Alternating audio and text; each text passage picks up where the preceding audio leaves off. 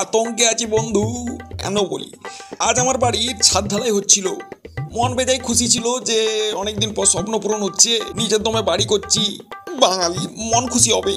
কিন্তু আতঙ্কে তখনই এলাম যখন আমার বউ কানে কানে এসে বলল, খরচ তো অনেকই করলে, আমার দুটো জিনিস লাগতো বুঝলে। সালা সরল মন। বললাম কি?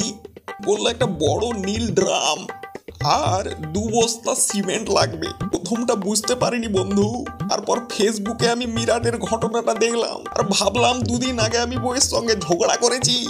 ঘটনার ম্যাটার করে না, ডাইরেক্ট আমাকে ড্রামে পুরার কল্পনা করছে। বলে নাকি রান্না করে জলের ব্যবস্থা করবে, অবাক করবে, আমাকে ডাইরেক্ট রসাতলে। এই আতঙ্কে আছি, হোটেলে খাচ্ছি, কি বলতে কি মিশি দেয়। বন্ধু, ওর সঙ্গে ঝামেলা করো না, ডাইরেক্ট ড্রামে পুরে দেবে। অর্ধেকটা ছাদ ঢালাই করে বন্ধ রেখেছি, নীল ড্রাম দেখলেই ভয়। এলাম, বেঁচে থাকলে ভিডিও বানাবো।